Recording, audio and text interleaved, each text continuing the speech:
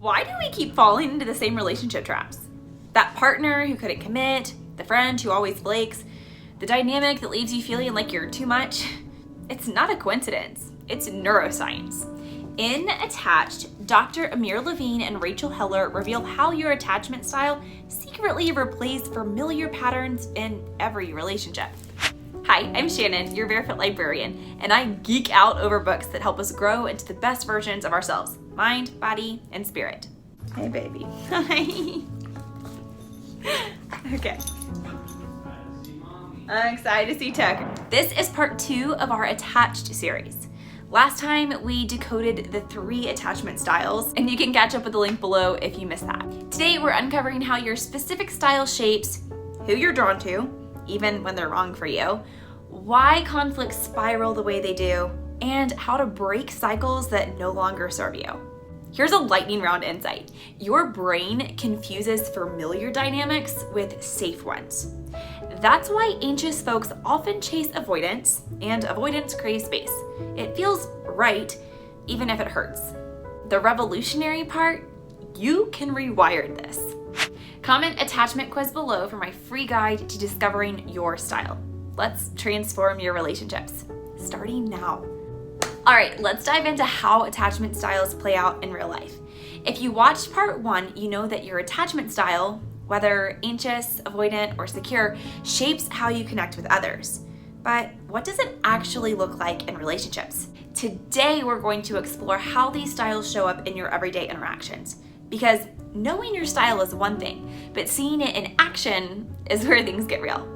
If you regularly find yourself texting something like, "Are you mad at me?" after a few hours of silence, or worse, imagining your partner is in a ditch because they're out riding their bike and haven't replied, guilty, you might lean toward an anxious attachment style. People with this style crave closeness, but often fear abandonment.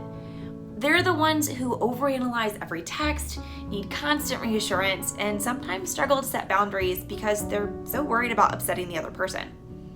Think of Ross Geller from Friends.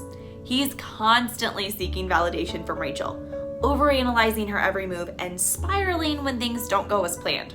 I'll be honest, this was me before I met my husband. I used to overreact to the smallest things, like a delayed text or a canceled plan. But over time, being in a healthy, loving relationship has helped me become much more secure. That said, I still sometimes worry that he's face down in a ditch somewhere if I don't hear back from him for several hours, especially if I know he's out riding alone that day. I guess old habits die hard, right? Here's the thing, this sensitivity isn't necessarily a flaw. It means you care deeply about your relationships.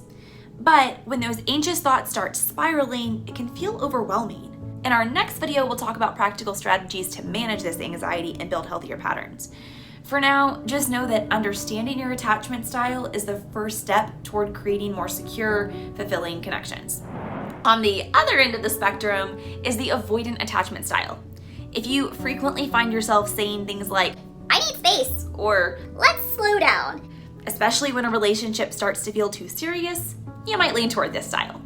People with avoidant attachment value their independence above all else and might struggle with intimacy. They're the ones who pull away when things get too close, avoid deep conversations, and sometimes prioritize work or hobbies over relationships. For example, imagine you're in a relationship and everything seems to be going well, but the moment things start to feel deeper, you feel overwhelmed. Maybe you cancel plans last minute or avoid talking about your feelings. It's not that you don't care about the other person, it's that intimacy can feel threatening to your sense of independence. Here's something interesting about avoidant attachment. It often comes with subconscious defense mechanisms. You might find yourself picking apart your partner's flaws. Maybe they're too clingy, too emotional, or just not perfect enough. Usually this criticism isn't really about them. It's a way to create emotional distance and protect yourself from getting too close. And then there's the fantasy of the one. You might catch yourself dreaming about a perfect partner who's out there somewhere. Someone who will just get you without requiring too much emotional effort. Or maybe you idealize a phantom ex, someone from your past who feels safe because they're no longer around.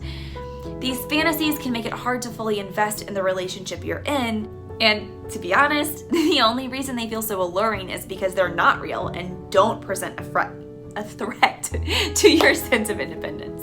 Think of Mr. Darcy from Pride and Prejudice. At the beginning of the story, he's aloof, critical, and emotionally distant. Classic avoidant traits. It's only through self-awareness and growth, and being with someone like Elizabeth Bennet, who's secure-leaning, that he learns to open up and connect. Here's the thing. Attachment styles aren't set in stone. If you're with a secure partner, someone who's emotionally available, communicates clearly, and provides a safe base, your attachment style can shift over time. But it's not always a straight path to happily ever after. Even after marriage or a long-term commitment, you might still find yourself dealing with those old patterns, and that's okay. Growth is a journey, not a destination. Okay, now let's talk about the secure attachment style. These are the relationship unicorns, the people who seem to have it all figured out.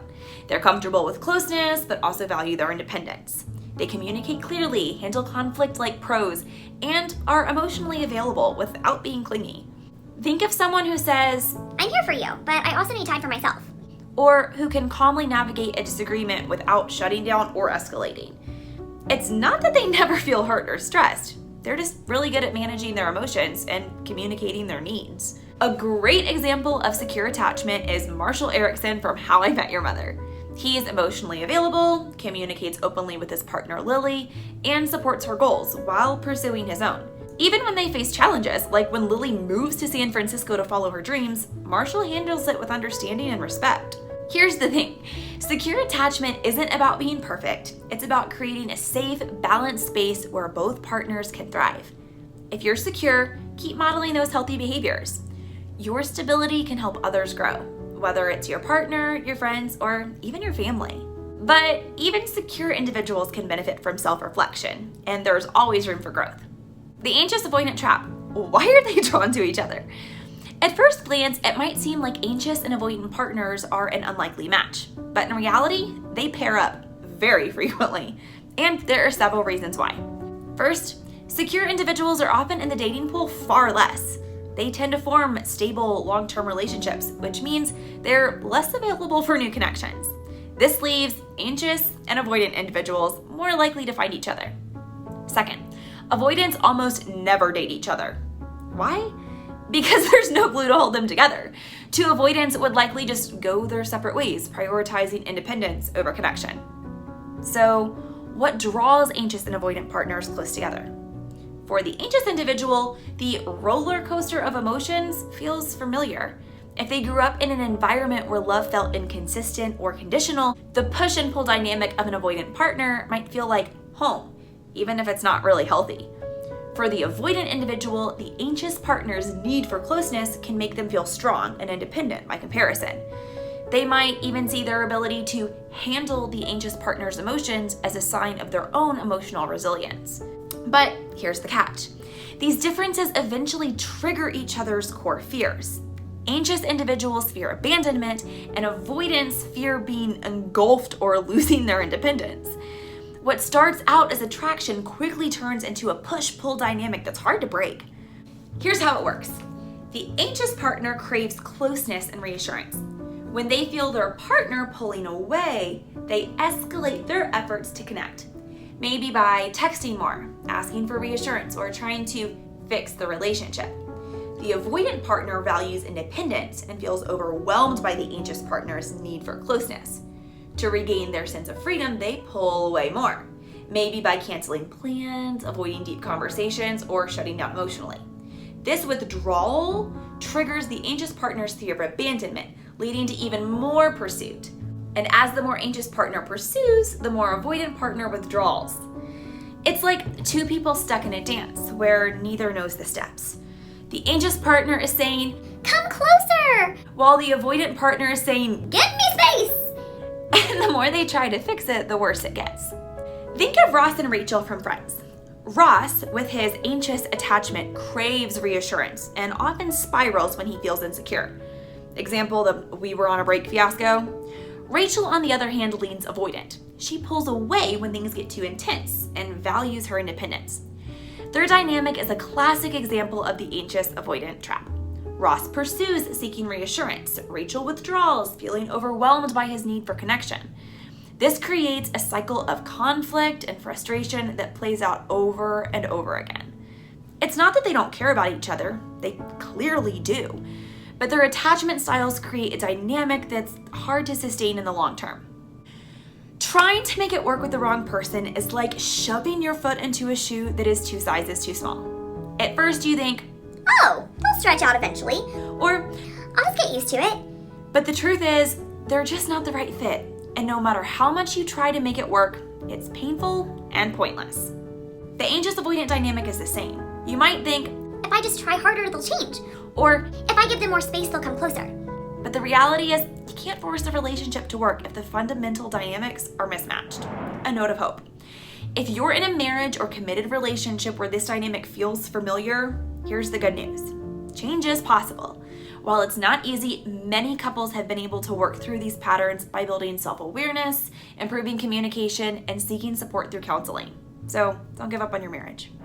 The key is to recognize the cycle and take small steps to break it. And remember, healthy relationships are a cornerstone of holistic wellness. Just like eating well and moving your body, nurturing your emotional health is key to living a balanced, fulfilling life. Okay, let's take a quick look at 2 of the most frustrating parts of modern dating: ghosting and breadcrumbing. If you've been on the receiving end of either of these, you know how confusing and hurtful it can be. And here's the thing, your attachment style plays a big role in how you react to these situations.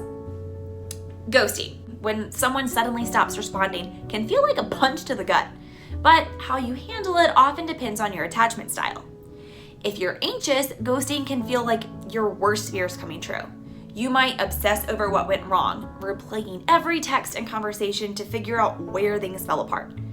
If you're avoidant, you might brush it off as no big deal, but deep down, it still stings. If you're secure, you'll probably feel disappointed, but won't take it too personally. You'll recognize that ghosting says more about the other person than it does about you. Breadcrumbing.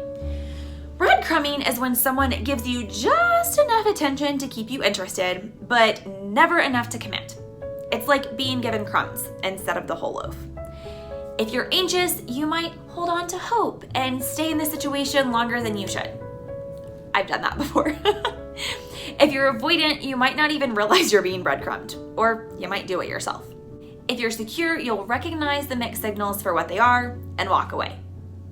I'll be honest, I got breadcrumbed for a full year in college before I finally walked away from the guy. He'd text me just enough to keep me interested, but whenever I tried to take things to the next level, he'd pull away. It was frustrating and exhausting, and it took me way too long to realize that I deserved more than breadcrumbs. Understanding your attachment style is the first step toward creating healthier, more fulfilling relationships. Whether you're anxious, avoidant, or secure, recognizing your patterns can help you break free from cycles that no longer serve you. Before we wrap up, I'd love to hear from you. If you've ever been in an anxious avoidant dynamic, comment "been there" below. Let's see how many of us can relate. And don't forget to share in the comments what's one relationship pattern you've noticed in your life. Let's learn and grow together. If you want to dive deeper into attachment theory, check out Attached by Dr. Amir Levine and Rachel Heller. I'll leave a link below. It is a game changer for understanding yourself and your relationships. In our final video of the series, we will dive deeper into how to navigate these challenges and build healthier, more secure relationships. But that's all for now. Take care, stay curious, and I'll see you next time.